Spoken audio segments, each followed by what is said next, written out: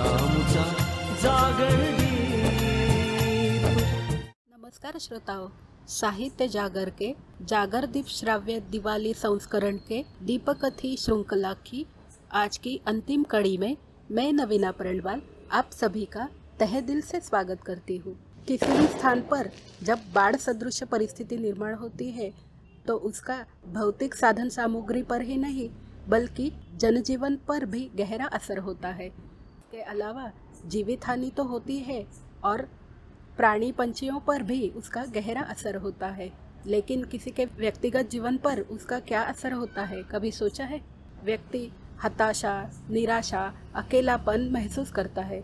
उसमें चुप्पी सी छा जाती है, मानो उसकी जीवन की चेतना ही गायब हुई हो। और यही परिस्थिति फिर से कुछ दिनों के बाद निर्माण हुई तो उसके मन में डर पैदा होने लगता है कि मेरे प्यारे सारे लोग ये बाढ़ नष्ट कर देगी। इसी मनस्थिति से बाहर निकालने के लिए एक कलाकार की प्रेमिका उसे किस तरह मदद करती है, उसमें किस तरह आत्मविश्वास लाने का प्रयास करती है और उसमें किस तरह नवचेतना निर्माण करने का प्रयास करती है और उन दोनों के जीवन में किस तरह परिवर्तन होता है, इन सारी चीज़ों का सुरीला वर्णन सुनेंगे आज की कहानी में। कहानी का मूल अंग्रेजी लेखन अनिमेश दीपाली और हिंदी अनुवाद दीपाली अनिमेश। दीपाली वाघमारे एक उत्तम प्रतिभावान लेखिका है, कवयित्री और अनुवादक भी है। तो सुनते हैं उनकी कहानी उन्हीं के जुबानी।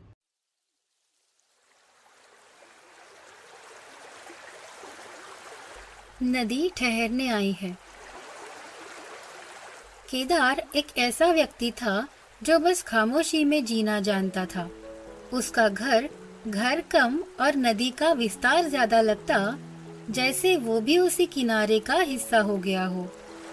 उसके घर के भूरे पत्थर वही धैर्य दिखाते जो नदी के स्थिर बहाव में दिखाई देता है। केदार की चुप्पी उसकी ढाल थी, जिसे उसने अपने बीते दुखों से गढ़ा था। सालों पहले इसी खूबसूरत नदी ने, जो केदार का सुकून थी, अचानक बाढ़ का रूप ले लिया और उसकी पूरी दुनिया बहा ले गई। केदार का पूरा परिवार गया, सारे सपने बह गए और केदार पीछे रह गया, अकेला। तब से उसकी जिंदगी ठहराव का दूसरा नाम बन गई।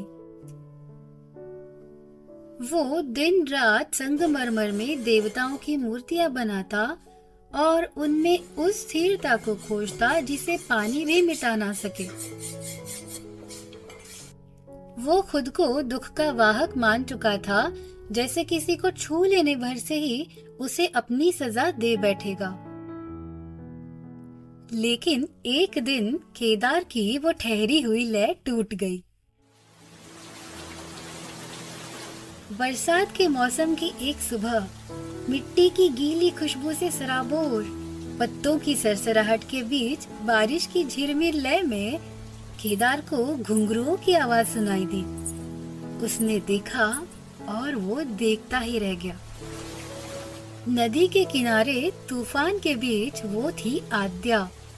केसरिया साड़ी में लिपटी वो बारिश से जूझ नहीं रही थी, बल्कि उसके साथ नृत्य कर रही थी, मुक्त, सुंदर।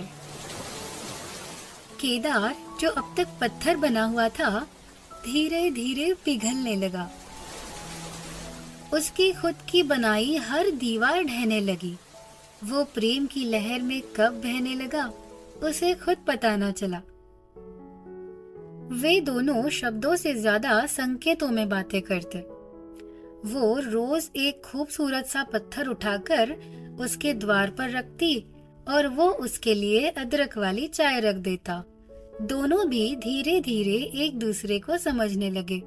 छोटे छोटे संकेतों में अब गहराई आने लगी। दोनों मिलने लगे। आद्या को केदार की खामोशी में बातें सुनाई देती और केदार को उसके नृत्य में खिलखिलाता जीवन दिखाई देता, जिसे उसने सालों पहले विदा किया था। उससे प्रेम करना केदार को एक और मुक्ति लगता, तो दूसरी ओर अतीत के साथ किया हुआ विश्वासघात। वो कहते हैं ना, प्रेम उस वक्त बड़ा ही खूबसूरत होता है जिस वक्त के बाद कठिनाइयां शुरू होनी होती है। एक दिन आद्या के नृत्य गुरु पंडित विक्रम उससे मिलने गांव आ पहुंचे। आधुनिक पोशाक, आत्मविश्वास से भरपूर, उन्होंने आद्या से कहा, पेरिस, लंदन, न्यूयॉर्क, तुम्हारे नृत्य के लिए दुनिया भर में मंच तैयार है आद्या, और ये गांव तुम्हारी उड़ान रोक रहा है। उनकी नजर केदार की कार्यशाला पर पड़ी और वे बोले, इतनी बड़ी कलाकार हो तुम, इतने छोटे से आदमी के साथ कैसे रह सकती हो? तुम बांध रही हो खुद को उसके इस निरर्थक मौन में। तुम समझ रही हो ना? बांध। इस शब्द ने केदार के मन को भीतर तक चीर दिया। उसे लगा, वही तो है जो आद्या के रास्ते की रुकावट है। वो फिर से शांत हो गया। अब बातें कम होने लगी, नजरें ठंडी पड़ गई। केदार धीरे धीरे विक्रम की बातों का प्रमाण बन गया। दिन ऐसे ही बीतते रहे। आद्या ने ना रहकर एक दिन पूछ ही लिया, क्या हुआ है केदार? वे सही तो कह रहे हैं, रुका हुआ पानी है मेरा संसार। इन पत्थरों की तरह तुम्हारे सारे रंग धो देगा। केदार की आवाज में डर था। मैं विष हूं तुम्हारे लिए, तुम जाओ उसके साथ। मैं तुम्हारा किनारा नहीं हो सकता। आद्या ने केदार की सारी बातें सुनी, फिर भी वो शांत थी। उसने कहा, मेरी जिंदगी तुम्हारे बिना वो नदी थी जिसके कोई किनारे नहीं थे। तुम्हारी स्थिरता मुझे बांधती नहीं है केदार, मेरा रूप निखारती है, मुझे मेरे नृत्य से जोड़ती है। आद्या ने विक्रम का प्रस्ताव ठुकरा दिया। प्रेम का स्वीकार चर्चा को न्योता होता है, और वही हुआ। गांव के सभी लोग दोनों के बारे में तरह तरह की बातें करने लगे, ताने कसने लगे। बुजुर्गों ने तो उनसे बात करना ही गलत समझा। केदार सब सहता रहा, लेकिन आद्या के मन में सवाल उठते रहे। एक शाम केदार ने कहा, हमें थोड़ा संयम बरतना चाहिए आद्या। क्या संयम? मतलब छुपना छुपाना? क्या तुम्हें मुझसे शर्म आती है? नृत्य में प्रेम को व्यक्त करती आद्या को प्रेम का छुपाना पाप लग रहा था। केदार ने उस वक्त कोई जवाब नहीं दिया। कुछ ही दिनों में गांव में वसंतोत्सव का वार्षिक कार्यक्रम था। सभी कलाकार अपनी अपनी कला प्रदर्शित कर रहे थे। केदार ने एक सुंदर मूर्ति गढ़ी थी, आद्या की मूर्ति। श्वेत संगमरमर, नृत्य मुद्रा में मुस्कुराती आद्या। गांव के लोगों ने उस मूर्ति को अशोभनीय कहकर दोनों कलाकारों को फिर से अपमानित कर दिया। केदार बिखर गया। उसने सामने देखा तो आद्या खड़ी थी। उसकी आंखें आंसुओं से भारी हो रही थी। केदार आगे बढ़ा। उसने मूर्ति को गांव के चौराहे पर रख दिया। ये उसका मौन विरोध था। लोग स्तब्ध रह गए। इससे पहले कि कोई कुछ बोल पाता, आद्या मूर्ति की तरफ बढ़ी। उसने नजर उठाकर एक बार सबकी तरफ देखा और वो मूर्ति के सामने नृत्य करने लगी। लोगों के लिए नहीं, बल्कि उस पत्थर के लिए, उस मूर्ति के लिए, केदार के लिए। उसका नृत्य और वो मूर्ति दोनों मिलकर एक ही कहानी कह रहे थे, स्थिरता में बहते प्रेम की कहानी। प्रेम की परीक्षाएं कभी खत्म नहीं होती। सच्चा प्रेम हर कठिनाई पार कर लेता है और वक्त के साथ गहराता जाता है। एक दोपहर आसमान ने अचानक अपना रंग बदला। नीले से गहरा, फिर काला। मन भावन रिमझिम कब बारिश बन गई पता ही नहीं चला। और फिर एक बार शांत नदी बाढ़ बन गई। मिट्टी, पेड़, घर सब पानी में बहने लगे। केदार का अतीत लौट आया था। वो डर गया। भाग जाओ आद्या, तुम्हें सुनाई नहीं देता या दिखाई नहीं देता? मुझे जो भी प्रिय होता है नदी उसे लेने जरूर आती है। और देखो ना, देखो इस बार ये तुम्हें लेने आई है। वो आद्या को घर से बाहर धकेल रहा था। अपने प्रेम को बचाने के लिए उसे वो खुद से दूर कर रहा था। उसे कुछ और समझ ही नहीं रहा था। वो होश में होता तो समझ पाता, महसूस कर पाता उसके घर में उतरा पानी, पानी में तैरता उसका सामान, देख पाता घर के बाहर की बाढ़, समझ पाता कि वो आद्या को बाढ़ में बह जाने को भेज रहा है। केदार ने आद्या को जैसे तैसे घर से निकाल दिया और दरवाजा बंद कर दिया।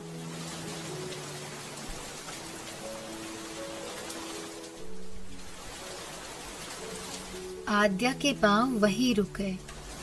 वो पीछे जा सकती थी, पर उसने केदार को देखा।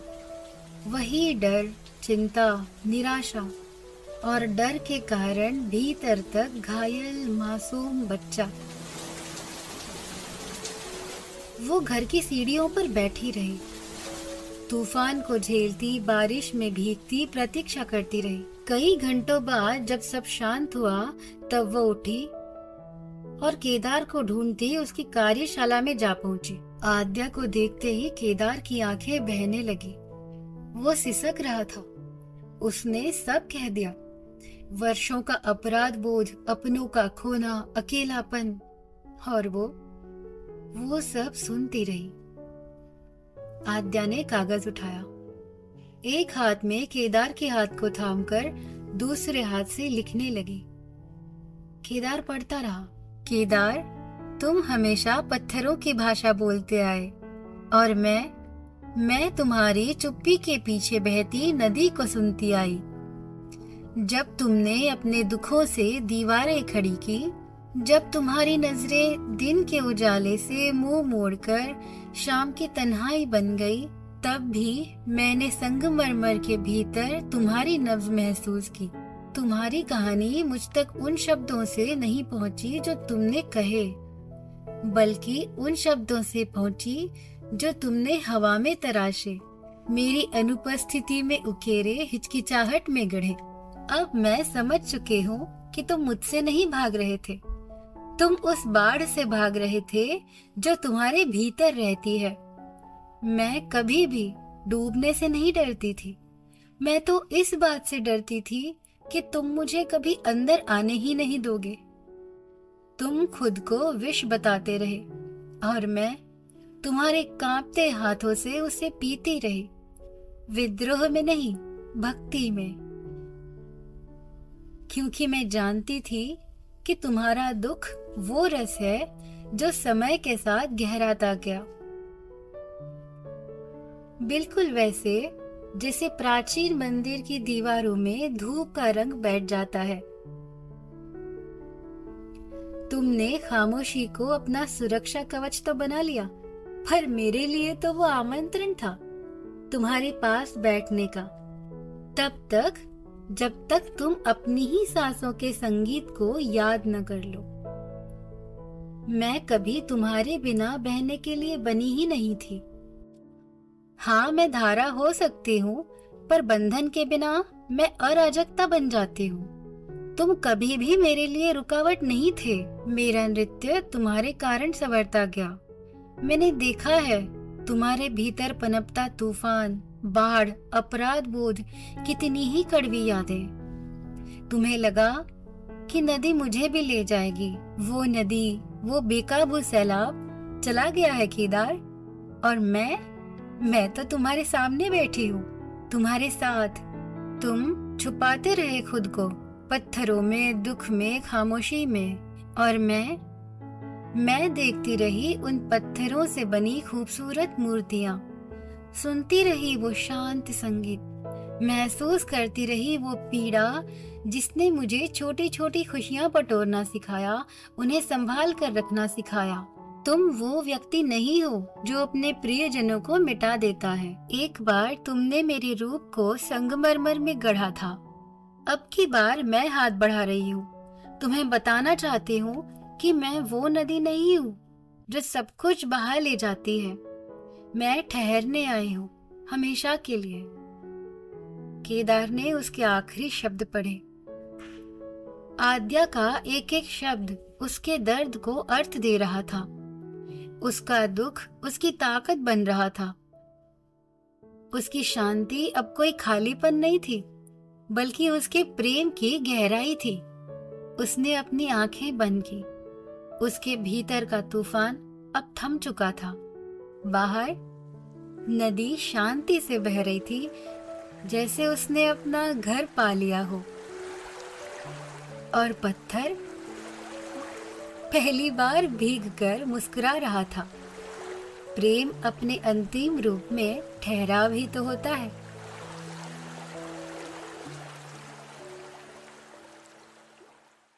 तुझा मुझा जागरणी